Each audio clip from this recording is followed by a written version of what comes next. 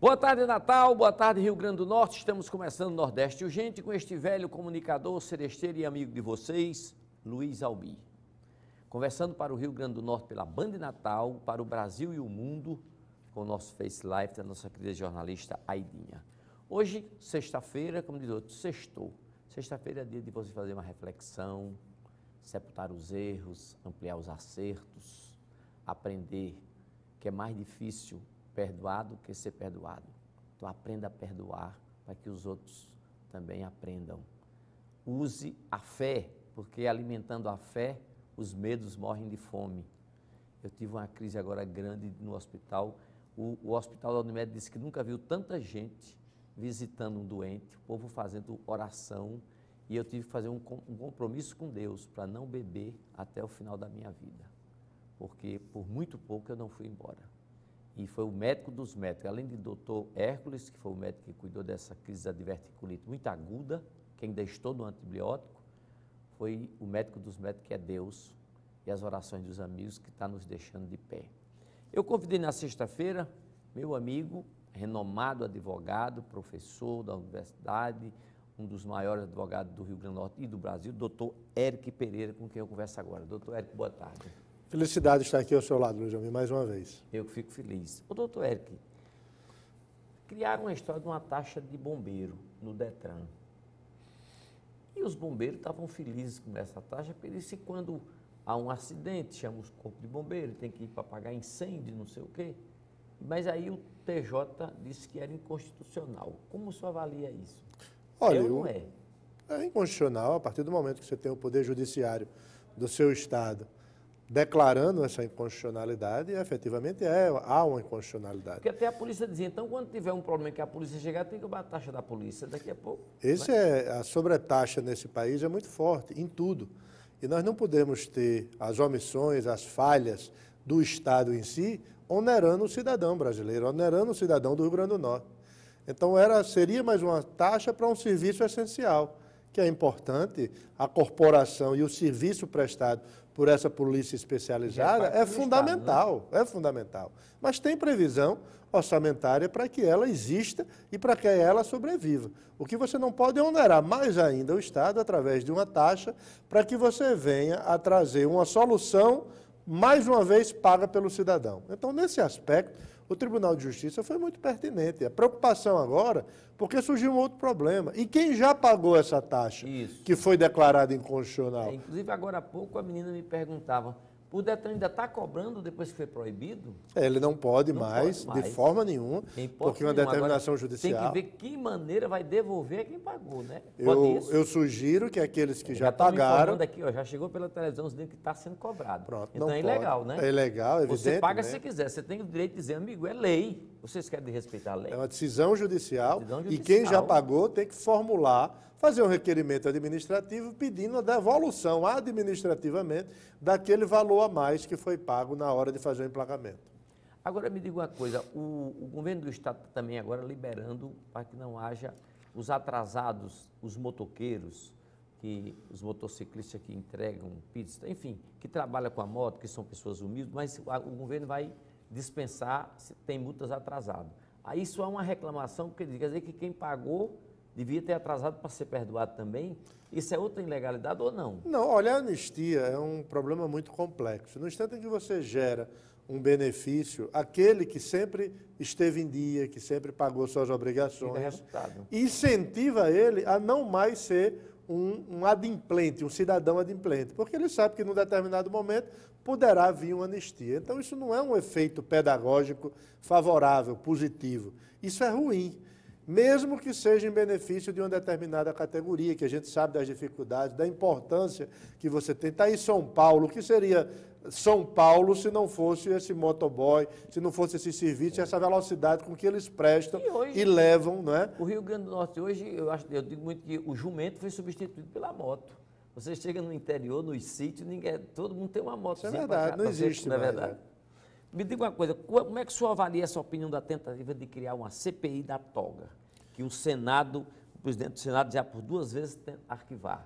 Isso é absolutamente vale ou não desnecessário. vale? Luiz Ou é Almir, uma briga besta? Será que o Senado tem crédito para fazer isso? o Brasil vive hoje nos extremos, o Brasil hoje vive na era do anti.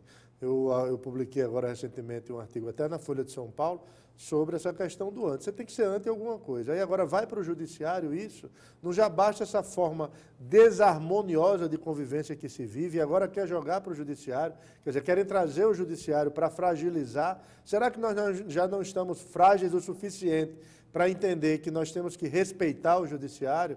O que é que o judiciário tem que o cidadão não sabe? Talvez seja o poder mais transparente, seja o judiciário, com a TV Justiça transmitindo ao vivo os julgamentos, com o portal das transparências. Então, acho que esse caminho de você querer ofender o judiciário vai fragilizar mais ainda para não levar a nada. Então, o presidente do Senado... Ou para tirar algum foco. Né? O presidente Davi fez muito certo de arquivar e a continuar arquivando, porque não é pertinente, não há fato determinado para que você diga que há necessário uma CPI, a não ser jogar para a plateia, assinar e ficar botando no Instagram, eu assinei a CPI da Lava Toga. Isso só serve para aqueles que não são informados. É autopromoção. Uma autopromoção que só atinge aqueles que não têm informação, que nada mais passa do que uma peça de marketing. É isso que a gente está vendo.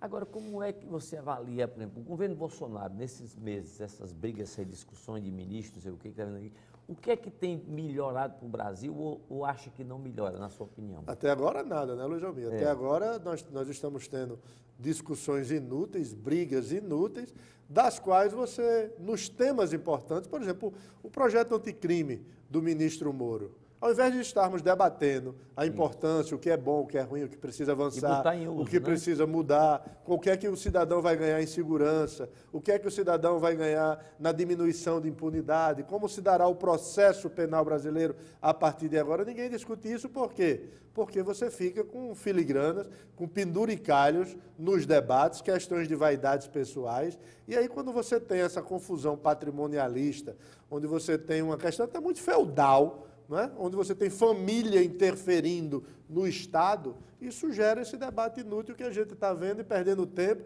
E vamos agora, um governo, nos 100 primeiros dias, você identifica qual a identidade desse governo. O perfil, né? O perfil. E nós vamos chegar nos 100 dias e o presidente Bolsonaro ainda não conseguiu demonstrar para que veio. É verdade. É tanto que as pesquisas já mostram uma queda grande, né? Alguns já decepcionados. Tomara que as coisas mude para melhor, porque nós não aguentamos mais outras situações do que nós já passamos. A Assembleia Legislativa promulgou uma lei que garante 13º retroativo a 2015 para os deputados. O presidente da Assembleia disse que tem recursos, que é uma lei, é um direito adquirido, que estava lá adormecido. E que avaliação o senhor como advogado? Olha, eu acho que todo direito, você não pode reclamar porque alguém teve algum direito. Você não tem que reclamar disso, você tem que lutar para que você também tenha. O problema é que a classe política ela é tão desgastada que qualquer movimento que você vê no Poder Legislativo, você tem uma crítica muito grande da sociedade. Você tem um estado em que nós estamos vivendo um estado de uma crise profunda e, ao mesmo tempo, surge no Poder Legislativo a ideia de um 13º que soa como privilégio. Mas há previsão em lei, é algo possível. Ali era um direito que deixou de Sempre receber isso. Que a pessoa tem. Então você não pode reclamar por uma previsão em lei. Agora, se é moral ou não, se é ético ou não, aí não cabe a nós discutirmos essa questão. Isso é uma questão interna deles e que o desgaste virá ou não por rede social, por comentário, digamos, à sociedade. Mas em termos jurídicos, é possível, é legal, tem previsão. Não é só o Rio Grande do Norte que tem 13º para parlamentar, você tem outras casas legislativas com esse mesmo benefício. Então, a discussão a gente não pode descambar para dizer que é inconstitucional, que é ilegal. Não, há previsão. Se há previsão, é um exercício. Que as outras categorias lutem para ter tanto benefício como o legislativo tem. Érico, o senhor é especialista na parte também política. O que é que muda para 2020? Porque as pessoas dizem que não vai ter coligação, outros dizem que tem. Como é que se não tem coligação, por exemplo, um partido pequeno não pode ter o mesmo percentual de um partido grande, porque senão ele não alcança. Já tem definições disso ou continua ainda no Olha, nós estamos, Luiz Almir, muito na perspectiva que até outubro deste ano poderá haver modificações com aquelas chamadas mini-reformas.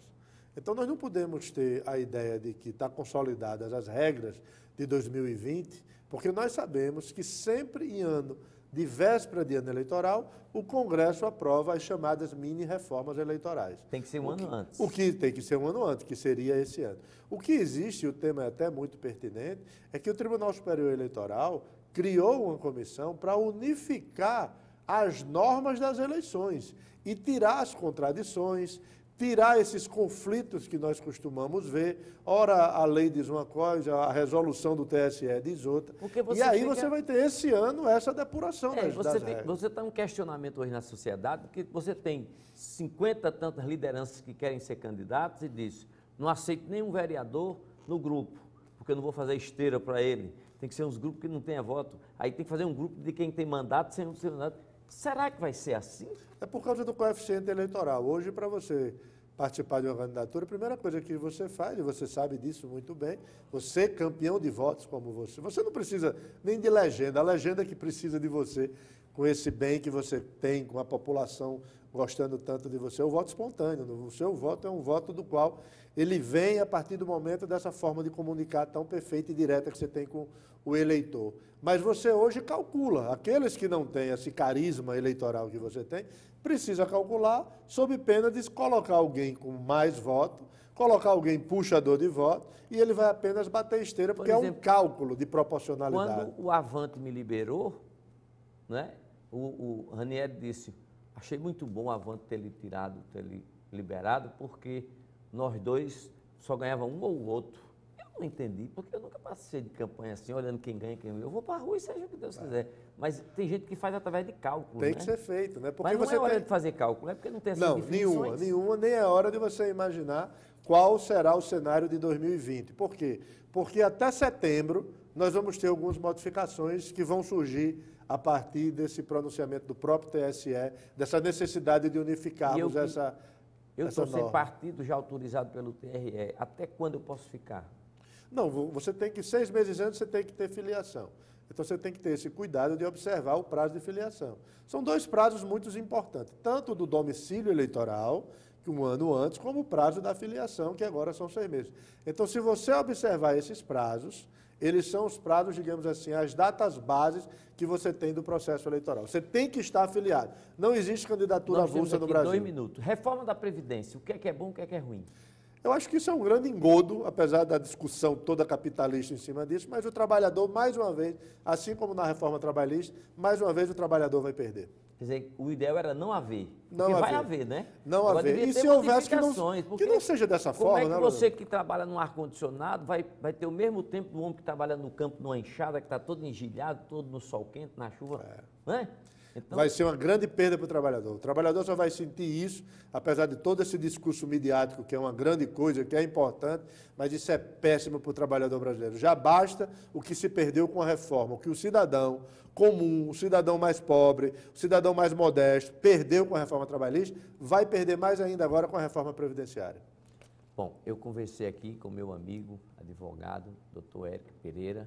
Doutor Érico, eu estou apresentando um projeto que diz o seguinte: o motoqueiro parou a moto, tem que tirar o capacete. Ele entra numa casa, numa farmácia, numa loja, numa bodega, se ele entrar com a moto, com o capacete, pode ser interpretado como legítima defesa se o camarada reagir, porque qual é a necessidade de você entrar, esconder na cara num ambiente comercial? Não parou a moto? Por que não tira o capacete? Eu estou fazendo essa lei. Isso é constitucional? Tem que ter muito cuidado com a constitucionalidade disso, né, Luiz Almir? Porque isso vai interferir, inclusive, numa grande discussão do ir e vir, de uma determinada liberdade que tem previsão. De motoqueiro que esconde a cara. Já é, inclusive, comum. Alguns motoqueiros, aqueles de boa fé, que quando param a moto, a primeira coisa que ele faz é levantar o capacete, né? Você pode prestar atenção que, às vezes, você pede uma pizza, pede alguma coisa na sua casa, o motoqueiro, quando chega na portaria, ele já vai tirando lá o capacete, que ele tem essa boa fé. É fazer esse projeto de fazer adesivos e botar na porta do supermercado, do mercadinho, das lojas. Eu acho que uma campanha educacional, cara, né? Ela é mais, talvez uma campanha educacional, ela tem uma eficácia muito maior. E talvez, porque a norma não modifica a cultura, né? É a cultura que modifica a norma. Então, eu acho que você começando com essa campanha, seria um grande serviço, mais um serviço prestado a Natal e ao Rio Grande do Norte. É como você está num bairro que não tem posto de saúde, aí você chega no outro bairro, aí diz, você mora onde? No Conjunto dos Garitas, você está fora de área. Isso na saúde, isso é uma lei do SUS. Então, Natal, eu conversei com o prefeito Álvaro Dias, estou fazendo um projeto de lei que proíbe. Você tem que ser atendido do posto mais perto que você puder chegar, porque doença é doença, né? É uma Então, Natal vai ser a primeira capital a quebrar essa humilhação para as pessoas humildes que adoecem, Até não é porque a verdade? proibição é inconstitucional. Eu quero agradecer aqui a presença do doutor Érico Pereira, desejar a vocês um bom final de semana e a ele, que é um amigo, irmão, um excelente advogado que enaltece o nome do Rio Grande do Norte. Doutor Érico, muito obrigado pela sua É uma presença. satisfação, Luiz, estar aqui ao seu lado. Vou só me despedir aqui, doutor Érico, que volta num minuto. Sai daí não. Eu vou passar umas mensagens, vou esperar.